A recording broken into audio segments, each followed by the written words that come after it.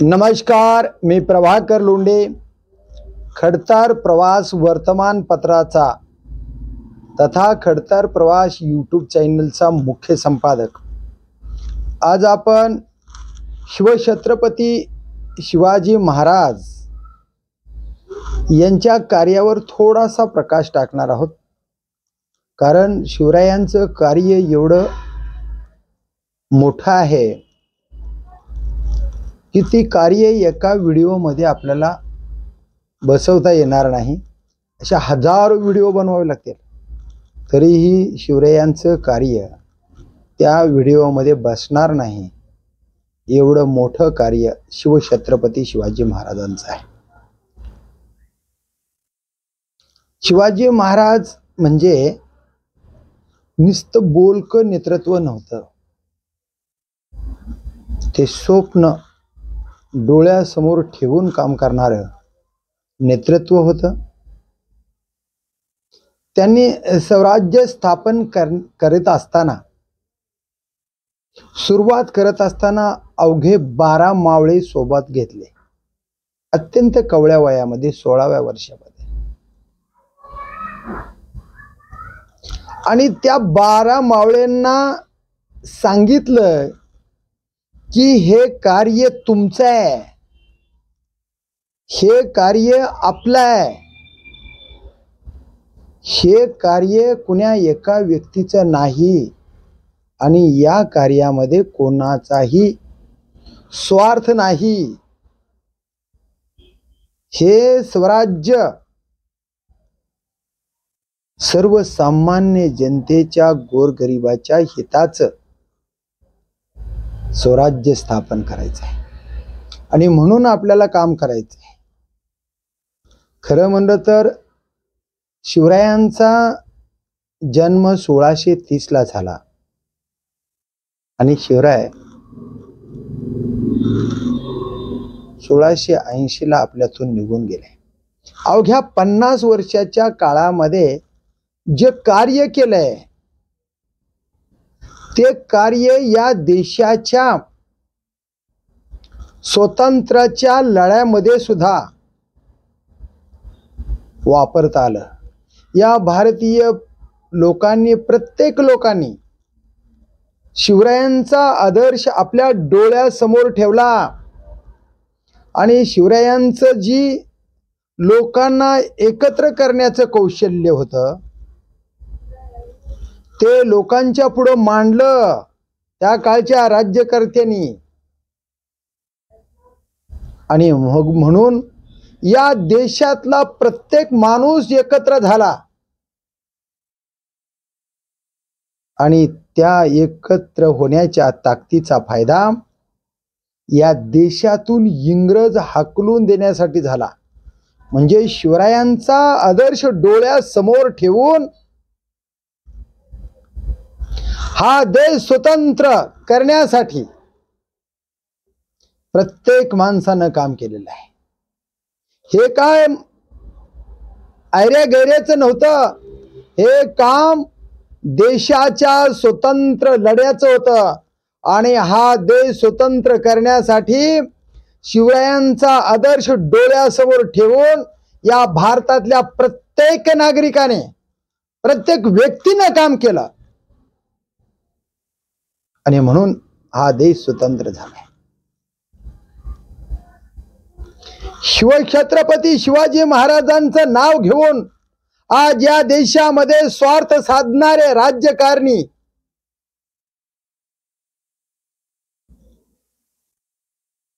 कित्येक तर लोक आत्महत्या करून मरतात, त्याच्याकडे आजचे लोक दुर्लक्ष करतात।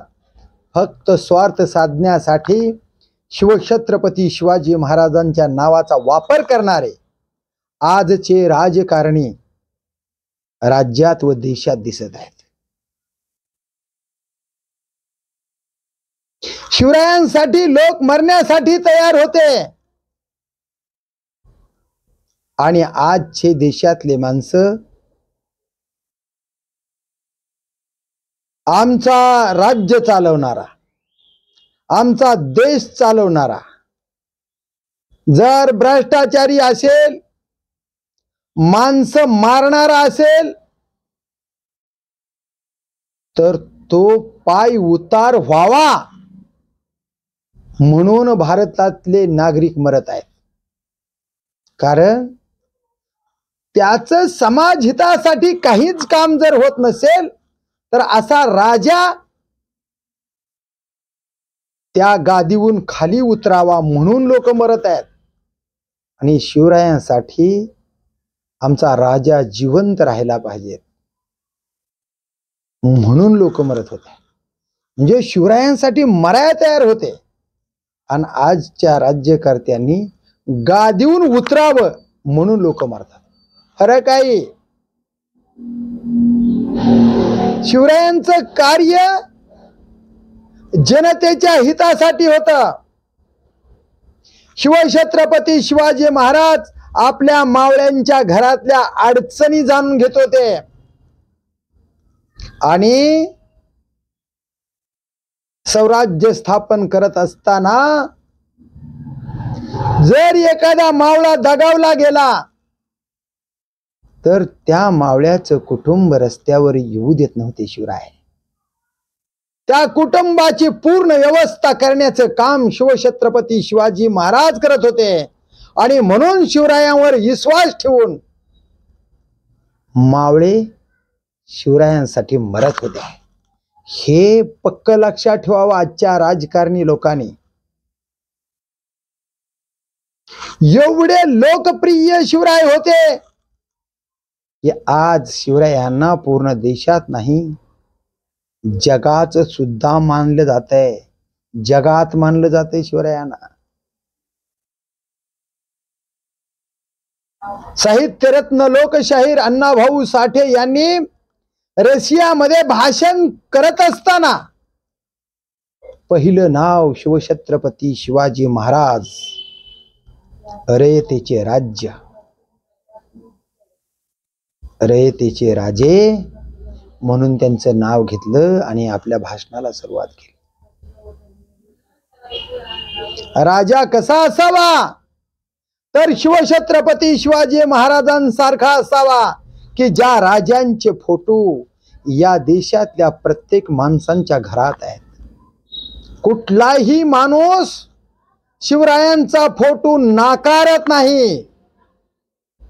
प्रत्येक माणसाला आपलेस वाटणारा राजा, त्या राजाचं नाव शिवछत्रपती शिवाजी महाराज आहे.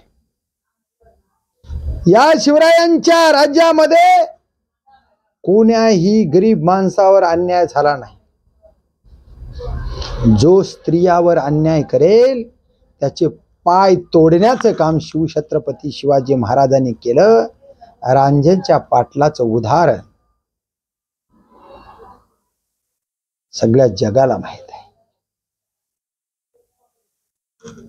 चारित्र्य संपन्न शील जपणारा राजा म्हणून शिवरायांचं नाव समाजापुढे आहे. अशा राजांचा राज्याभिषेक रायगडावर 1674 ला झाला आणि तो राजा जगामध्ये नावाजला गेला. या राजाचं काम आजच्या देशातल्या प्रत्येक माणसानं आपल्या डोळ्यासमोर आदर्श म्हणून ठेवावं. आणि जर खरंच आपण शिवछत्रपती शिवाजी महाराजांना मानतो तरच त्यांचा आदर्श घेऊन सर्वसामान्य गोरगरीब जनतेचं काम शिवरायांसारखं करावं. अरे शेतकऱ्याच्या पिकाच्या देठाला सुद्धा हात लावू नका, कारण त्यांनी खूप कष्टानं ते पीक पिकवलेलं असतं. शेतकऱ्याची काळजी करणारा, गोरगरिबाची काळजी करणारा, अन्यायाचा प्रतिकार करणारा राजा माझा शिवबा असं प्रत्येकाला वाटतंय. म्हणून शिवराय म्हणायचे, तुम्हाला दूरदृष्टीने जर काम करायचं असेल आणि चांगलं जगायचं असेल, नुसतं वर्षभर जगायचं असेल तर शेतात ज्वारी पेरा. तुम्हाला 10 वर्ष जर जगायचं असेल तर तुमच्या शेतातल्या बांधेवर आंब्याचे झाडं लावा. आंब्याचं पीक घेऊन 10 वर्षे चांगल्या पद्धतीने जगू शकता. आणि तुम्हाला हजारो वर्ष जर जगायचं असेल तर तुमच्या विचाराचे माणसं पेरा. कारण तुमच्या विचाराचे माणसं असल्याशिवाय तुम्ही राज्य स्थापन करू शकत नाही, स्वराज्य स्थापन करू शकत नाही, राजकारण करू शकत नाही. माणसं संघटित असल्याशिवाय तुम्ही कुठलीही सत्ता ताब्यात घेऊ शकत नाहीत. म्हणून तुमच्या विचाराचे माणसं पेरा. म्हणून शिवरायांनी असे एक विचारी, समविचारी, एकनिष्ठ जीव गेला तरी 72, पण राजाच्या केसाला धक्का नाही लागला पाहिजे असं म्हणणारे मावळे तयार झाले. आणि त्या मावळ्यामध्ये असे हजारो मावळे आहेत. पण बाजी प्रभूचं उदाहरण घ्यायला काहीही हरकत नाही.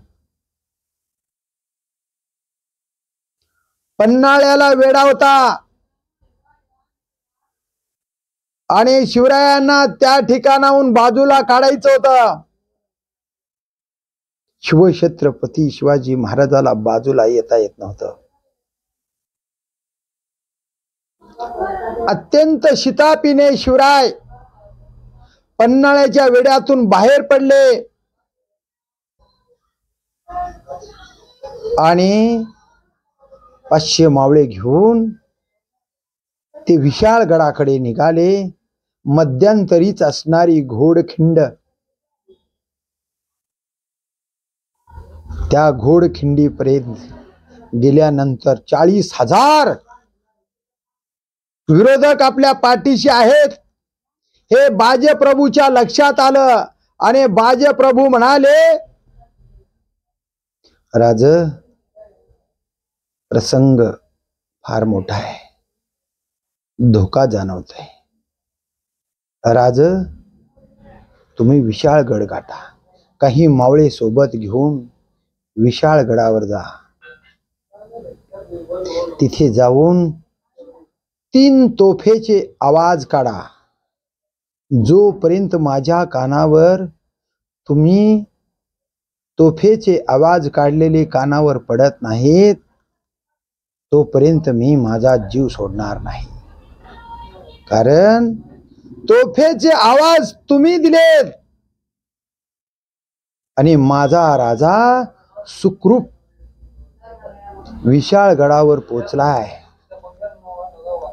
राज आमचं विशाळगडावर पोचलेत हे ज्या वेळेस मला जाणीव होईल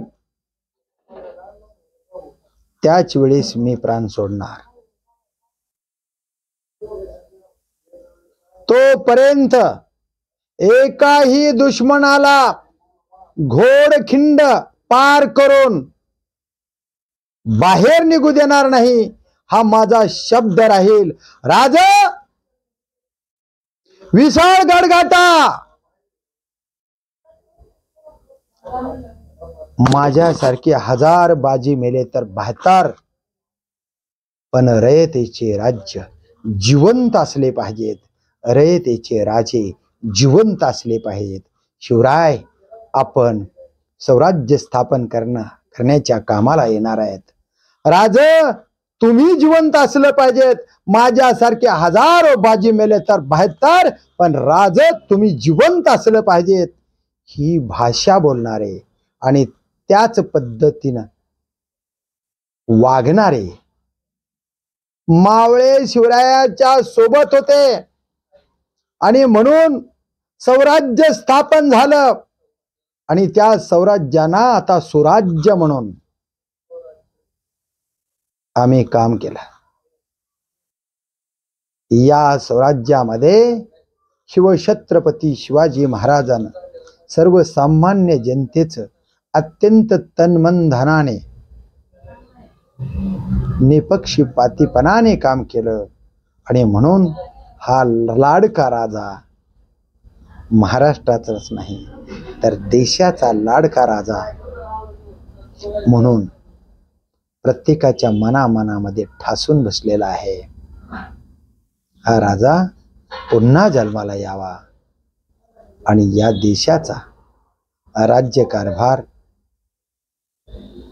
स्वराज्याच्या माध्यमातून आणि सुराज्याच्या माध्यमातून चालवावा असाच नेता महाराष्ट्रामध्ये देशामध्ये शिवरायांचा आदर्श घेऊन एखादा तरी नेता हा देश प्रगतीपथावर नेण्यासाठी, हा देश महासत्ता बनवण्यासाठी जन्माला यावा एवढीच शिवरायांच्या जयंतीच्या निमित्तानं अपेक्षा करतो. राज तुम्हीच आशीर्वाद द्यावा.